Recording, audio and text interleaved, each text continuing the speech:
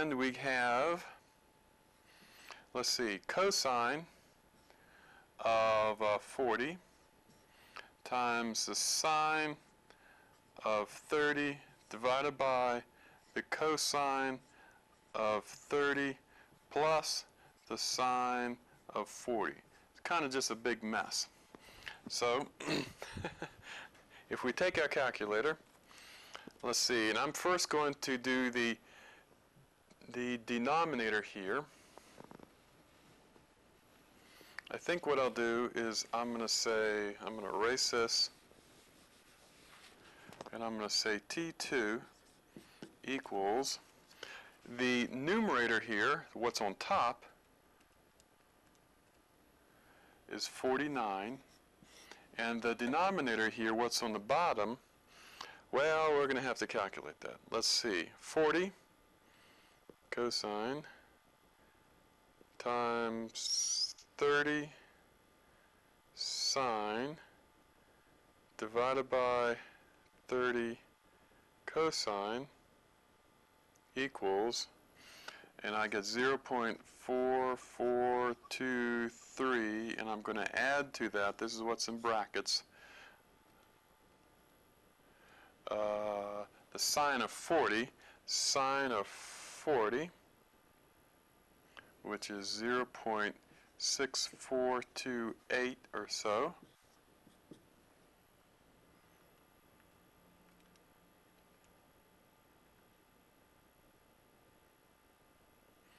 Okay.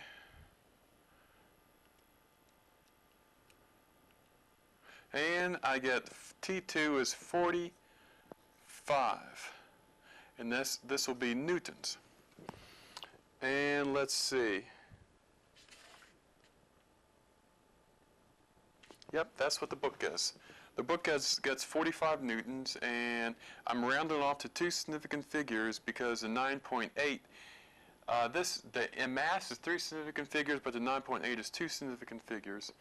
So that's so T2 comes out to be 45 newtons. Now, how do you solve for T1? We simply plug the T2, which is T2, right into this first equation. Okay, and we would get that T1 now, solving for T1, is simply 45 times cosine of 40 degrees over cosine of 30 degrees, which is cosine of 40 times 45 divided by the cosine of 30, and I get 52 newtons for T1.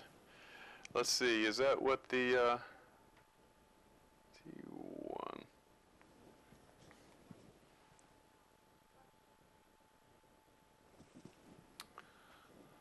Whoops. Let's see. The book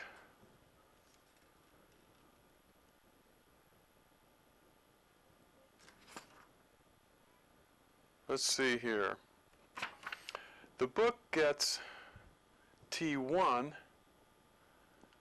It says 40. You know what? Maybe I calculated it right. The book says this is 40. Maybe I calculated this wrong. Well, let's see. 40 degrees cosine divided by 30 degrees cosine times 45. Whoops, I think I calculated it wrong again. 40 degrees divided by 30 cosine.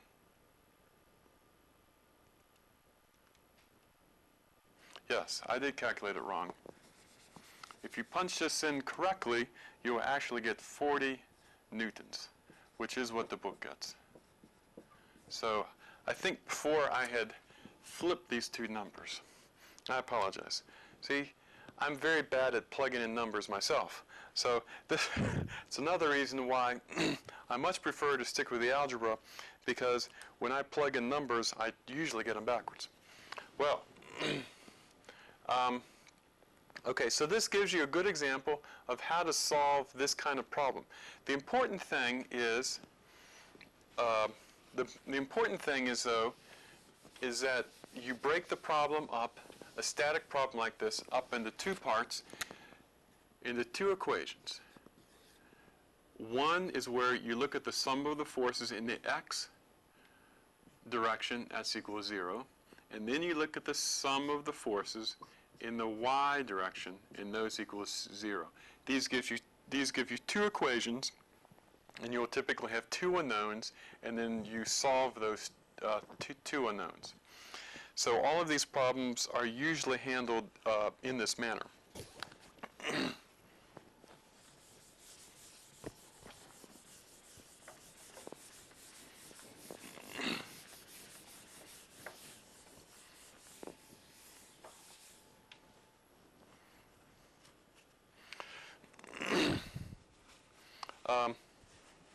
Okay, if you go now to page, let's see, 185 and 186. Okay, there's a couple pages on what they call translational equilibrium and measuring weight. And then on page 186, there's a diagram of a person on an elevator standing on a scale. And this is a very good thing to look at.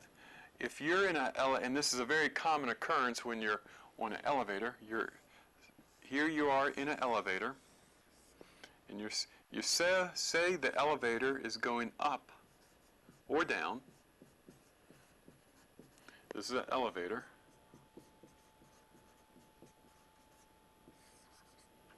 And you are standing on a scale. This is a scale, just like a bathroom scale where you weigh yourself. And here are you standing. Okay? And the question is, what does the bathroom scale say? Well, in fact, you know this from practical experience from being in an elevator. Initially, when you're standing in an elevator and the elevator starts to accelerate up, what do you feel? You feel a pull down. Your body wants to go down, and your body feels heavier. Then when you're moving at a constant speed, and then you come to a stop, you feel light, and for a momentary portion of a second, you actually feel your body go up a little bit. Okay, so what can we explain that using physics? Absolutely. In fact, it's very easy. You have all the physics you know to solve this kind of problem. First of all, let's look at the scale situation. If you are standing on a scale, here's a weight, and the weight is on this scale. Okay.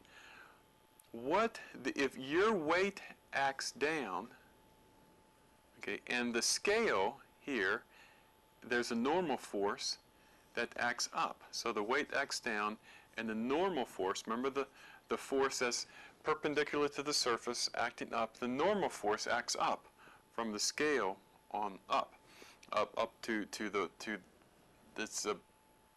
push of the scale up onto this body. Okay. What the scale actually reads, the scale reads the normal force. Okay, or the scale reads the normal force. And this is one of the keys to this problem, and you have to understand this. The scale doesn't know anything but only its reaction force to the weight, to the mass on it. So it presses what presses against the scale, and what the scale actually reads is a normal reaction force pushing back up.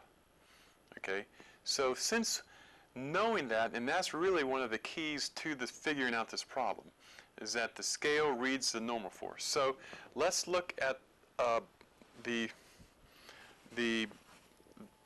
knowing that, let's look at the sum of the forces here. Okay.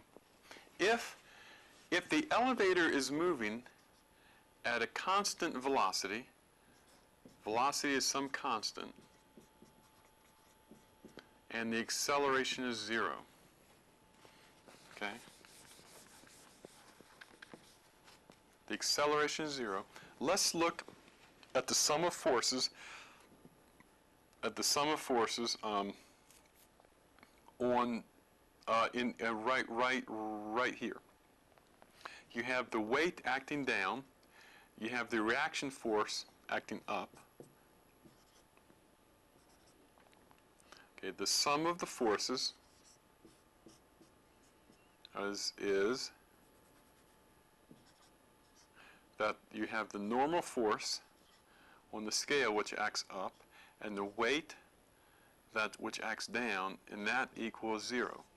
In that case, we know that the normal force, or what the scale reads, equals a weight. So if you weigh 100 pounds, then the normal force is exactly 100 pounds, and the scale will read 100 pounds. But suppose that suppose now the elevator has a certain acceleration, like 1 meter per second squared. So there's an acceleration. In that case, what happens? The sum of the forces do not equal 0. The sum of the forces equals mass times acceleration. And in this case, this is the mass of you. This is your mass. Okay. So now your weight, remember, your weight is truly mg. Your true weight never changes. So if we solve for the normal force, we have the normal force equals to mass times acceleration plus the weight. And in place of the weight, we can put mg. Okay? That's your mass times gravity, the acceleration of gravity. And this is, again, your mass times the acceleration of the elevator. Okay? So what this means is we can factor the mass out. We can say that it's the acceleration plus g.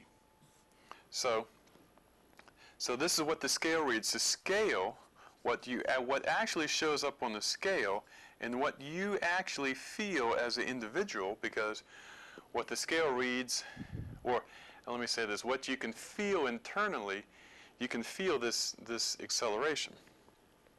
If suppose your elevator standing still, and it suddenly starts to accelerate up. Okay? Starts to accelerate up. Remember now, we have put the minus sign here. We're saying that g is a positive 9.8 meters per second, or the g itself is a positive number, but we have put the minus sign in front of here. Remember, so we have included the fact that the weight acts down because we put the minus sign here. Okay, so if this acceleration is up, then it will have a positive sign. Okay, so if in fact you suppose you weigh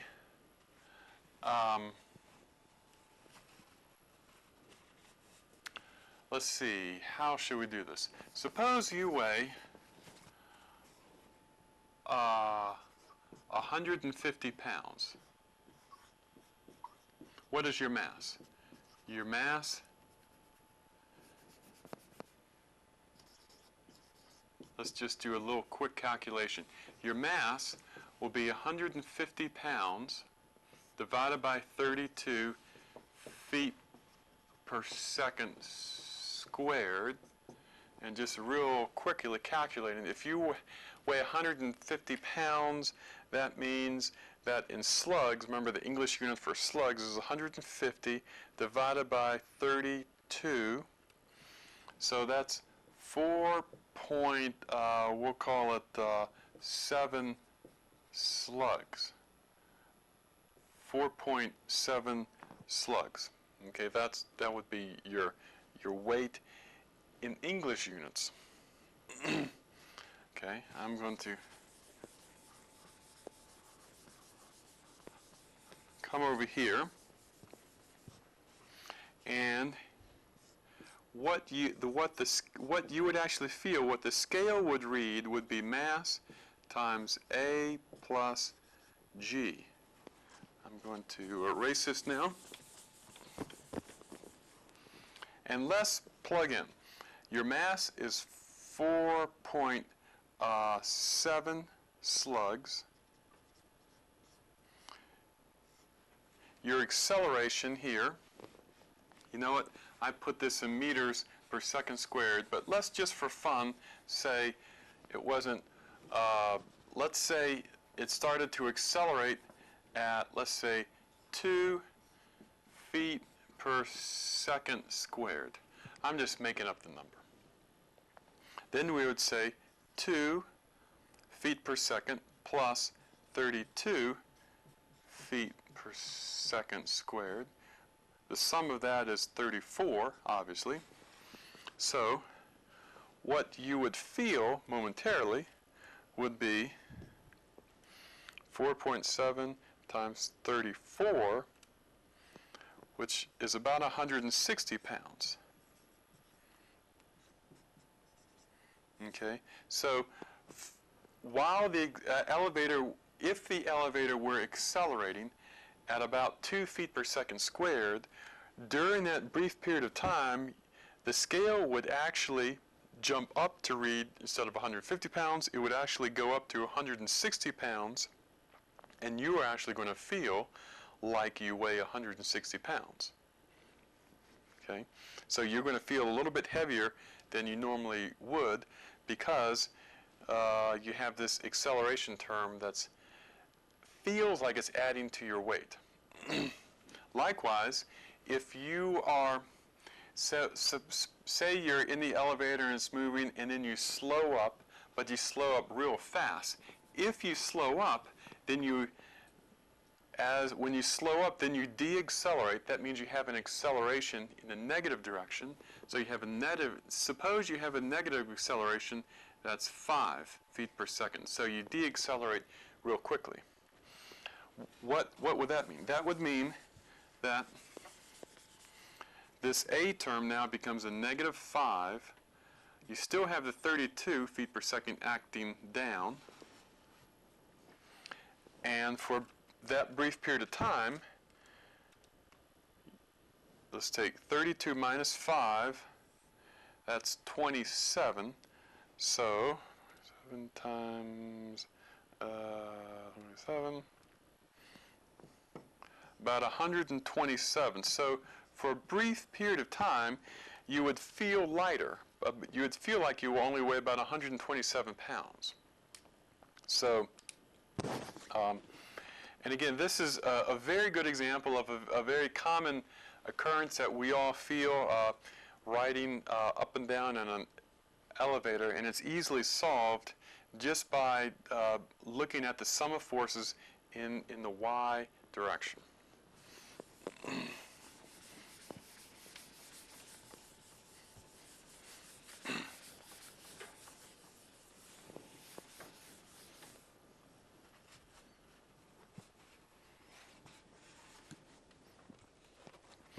Okay, let's see, moving on. Okay, if we move on to page 188, it talks about rotational motion and torque.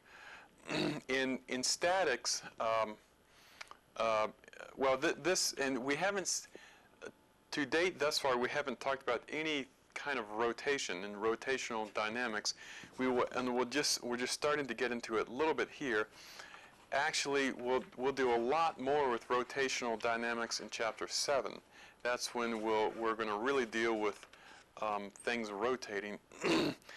At this point, we're only going to deal with things with the potential to rotate, and what we call rotational motion and torque.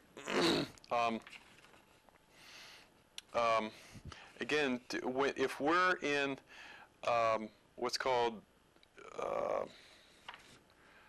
oh, what do they call it? I think they call it rotational equilibrium. Yes, if you look on page 193, rotational equilibrium is where what we call the sum of the torques on an object are zero. Okay, let me explain, and what do we mean by torque? If we look on page 191, they have this equation. Page 191, the equation that says torque, and it uses this tau symbol. I think that's the Greek tau, and it uses this, F perpendicular times R. Okay, now what does this mean? Let me first explain. This is a little bit of a simplistic, I'm going to give you the full physics of this, and then I'm going to make it simpler. If we have a, if you look at the diagram right on page 191, suppose you have a screw and you have a wrench on that screw, and I'm going to draw it just like this. You have, here's a screw here, and you have a wrench on the screw, and you're trying to rotate the screw clockwise. What would you do? You would put the wrench on it, and you would pull down. So you'd pull down with a certain force, and I'll call that force perpendicular. That means that this force is perpendicular to the lever arm, so there's a right angle here. If you pull down, if this lever arm is exactly in a horizontal dimension, and horizontal direction, you pull down vertically, this distance from the screw to where the force is, we're going to call R. That's R for radius. Then the torque, what that means is that the torque that's applied at this point here is equal to this force, this force that is perpendicular, times the radius. Okay, that's what torque is. You've heard of torque wrenches and similar devices. So a force is, suppose this is a force of 10 newtons, and let's suppose a radius is a half a meter. Then that would mean that the torque, we'll give it this symbol, is simply 10 newtons times a half a meter, or 5 Newton meters. We just abbreviated NM, capital N, little m for Newton meter. So torque, in metric system, the torque would be in Newton meter. If we had English system, it would be something like, let's say, 10 pound times foot, or you've maybe oftentimes it's flipped, and you've heard of foot pounds. You may have heard of the term foot pounds. That's used maybe for engines. A certain torque has so many X number of feet pounds. So, and that is a torque. So now, actually, I'm going to give you the full definition of torque. And we won't really discuss this until chapter, I think it's 10 maybe. But actually what happens is in physics that torque is actually a vector, and the vector, it's a vector product, we call cross product. It's R cross F. And this cross term is actually a multiplication of two vectors. So and it turns out turns out that numerically it's R times F times the sine of the angle in between. So I'm going to diagram this.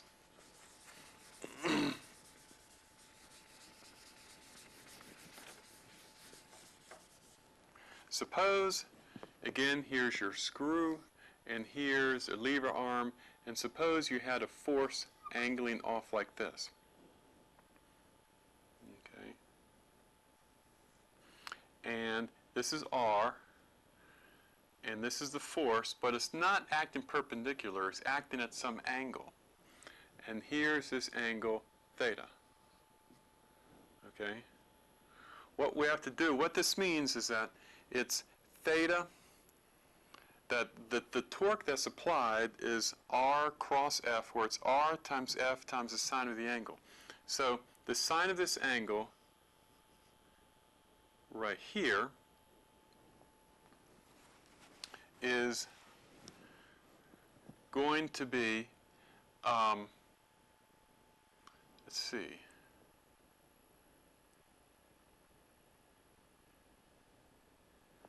actually, it would have to be the sine of this angle here. It would have to be that angle here. Or we would say this angle. Those are similar angles, the same angles, because the sine of this angle is this term right here. So in other words, this force times the sine of the angle is this perpendicular force that acts right here. Okay, so I hope that's clear. In any case, what I want you to know is that actually the torque is actually a vector and it acts in a certain direction. We won't talk, this will come up when we talk about gyroscopes. We don't need to talk about it now, the idea that the torque is actually a vector and acts in a certain direction. But when you study gyroscopes, which we will, we'll use gyroscopes as an example in chapter, I think, 10 or 11. We will come back to this idea. For right now, it will just simply complicate things. So, but how does this deal with equilibrium and rotational equilibrium? Suppose we have and look on page 195.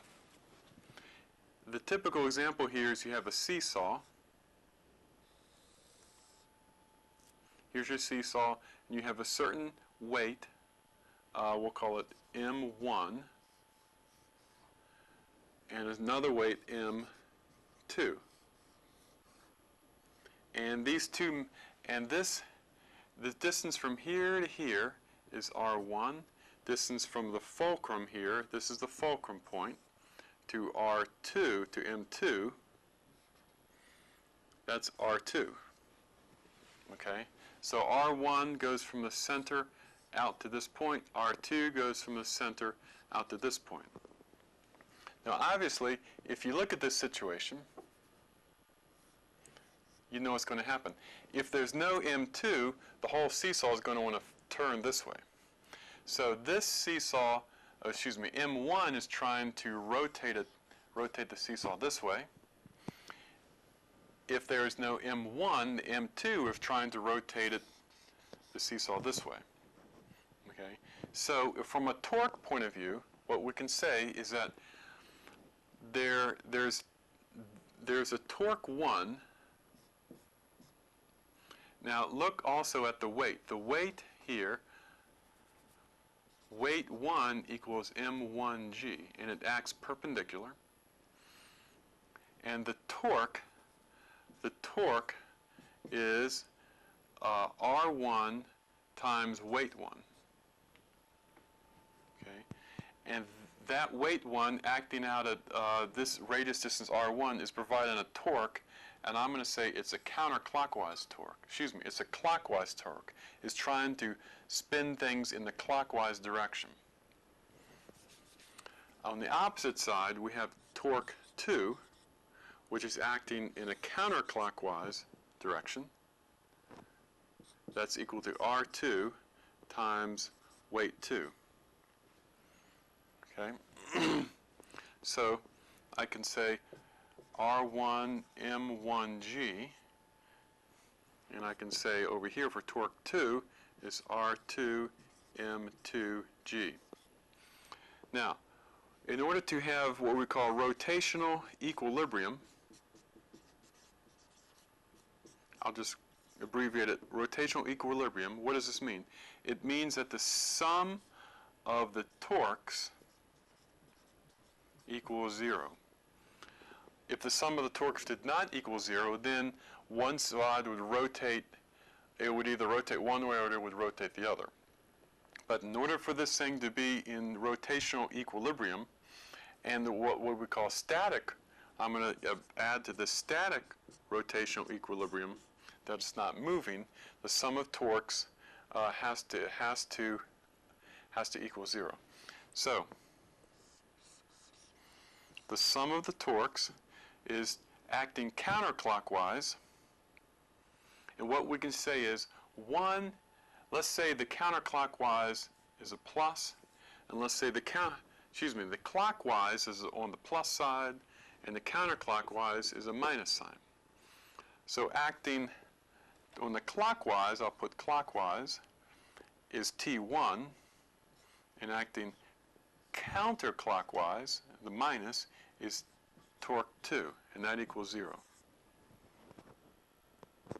So if I